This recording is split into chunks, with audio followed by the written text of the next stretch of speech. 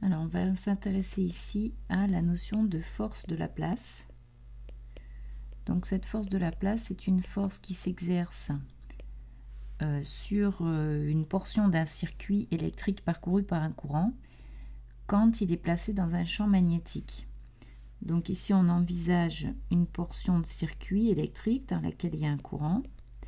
Et on va prendre un tout petit bout de ce circuit qui est placé donc entre deux poids M et M' très proches, tel que le vecteur MM', ce soit un vecteur ici DL infiniment petit. Et donc cet élément DL, on va supposer qu'il est placé dans un champ B, par exemple comme ceci. Et si on a donc un courant I placé dans un champ B, donc l'élément DL, vous avez remarqué que je l'ai passé dans le sens de I, il faut absolument le mettre dans le sens de I. Dans ce cas, ce bout de circuit est soumis à une force. Donc c'est cette force qu'on appelle la force de la place. Et qui s'écrit, donc c'est une petite force, puisque c'est un petit bout de circuit, DF égale IDL vectoriel B. Donc ça, c'est une expression à connaître pour pouvoir après calculer une force sur un bout de circuit. Donc, ce que je vais supposer ici, maintenant, pour voir un petit peu comment ça marche, on demande dans le programme de savoir faire ce genre de calcul sur un dispositif qui s'appelle le dispositif des rails de Laplace. Donc, l'idée de ce dispositif, c'est que vous avez deux rails qui sont parallèles l'un à l'autre, comme ceci, distants d'une certaine distance petit a par exemple, parallèles entre eux, et on suppose qu'il va se déplacer sur ces rails, toujours donc parallèlement à elle-même et orthogonalement donc au rail. Donc la barre, elle va être comme ceci. On suppose qu'elle a la même distance petit a, la même taille petit a que les rails. Je vais appeler M ce point et N ce point. Et je suppose que donc vers la gauche c'est fermé. Alors soit c'est fermé directement par, on va le faire ici pour faire simple, juste par un fil. On peut mettre éventuellement d'autres choses dans le circuit, peu importe, on verra ça plus tard. Et donc on suppose qu'on a placé tout ça dans un champ magnétique B qui est uniforme et constant, qui est comme ceci. Donc B est uniforme, donc il ne dépend pas de la position, et on suppose qu'il ne dépend pas non plus du temps. Il pourra en dépendre, ça changerait pas forcément grand chose pour le calcul. Donc on suppose que la barre dans ce dispositif se déplace avec une vitesse V, donc on a dit parallèlement au rail, donc la vitesse V ici serait comme ceci. Elle n'est pas forcément constante, elle peut dépendre du temps.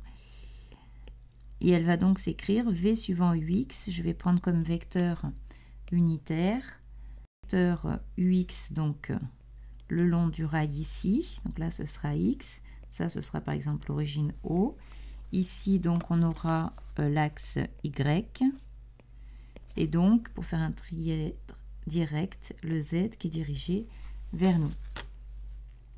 Donc, je vais faire intervenir, donc on suppose que bien sûr dans le circuit il y a un courant, sinon il n'y a pas de force, on voit bien DF égale IDL vectoriel B, s'il n'y a pas de courant, il n'y a pas de force. Donc je suppose que le courant circule dans ce sens-là, dans le circuit, et du coup il va de M vers N. Donc si je prends un petit bout de ce circuit, tout petit ici, de longueur DL, on va pouvoir dire que ce petit élément de circuit DL subit une force dont on a parlé précédemment, qui va être donc de la forme IDL vectoriel B, qui va donc être, on va le montrer après, suivant cette direction-là.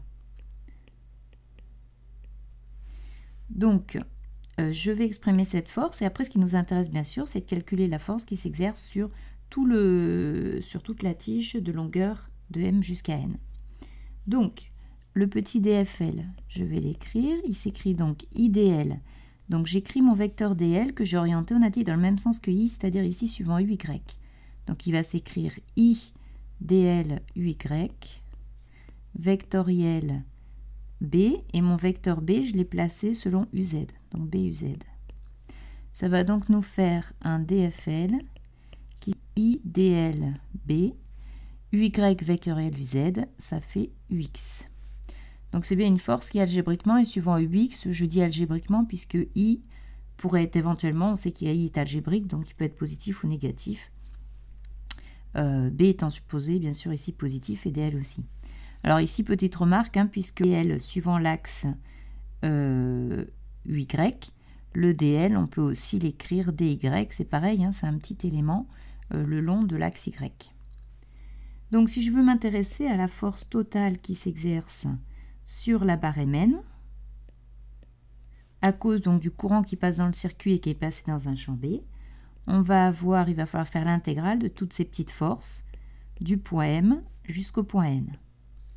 Donc je vais faire l'intégrale de IDL ou DY, c'est pareil, B, UX, donc de M jusqu'à pour Y, 0, jusqu'à petit a. Et du coup, bon, I et B sont uniformes dans le circuit, j'ai dit que B était uniforme, I c'est le même en tout point du circuit, ça peut sortir.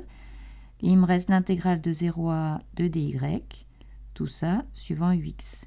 L'intégrale de DY, ça fait Y, pris entre 0 et A, ça fait petit a. Donc on trouve que la force s'écrit finalement IBA suivant UX. Donc voilà comment s'écrit la force et voilà comment on la calcule, tout simplement par intégrale du petit DFL. Alors si on s'intéresse ensuite à la puissance de cette force de Laplace, donc la puissance qu'elle exerce sur la barre, on va l'écrire P indicelle, ça va être simplement FL scalaire la vitesse de la barre, donc c'est bien la puissance reçue par la barre, de la part du champ en fait, de la part du champ magnétique. Ça va s'écrire FL scalaire V qui ici donc s'écrit IBA UX scalaire V UX, donc va s'écrire IBAV. Donc voilà pour le cas d'une translation lorsqu'on a une force de Laplace.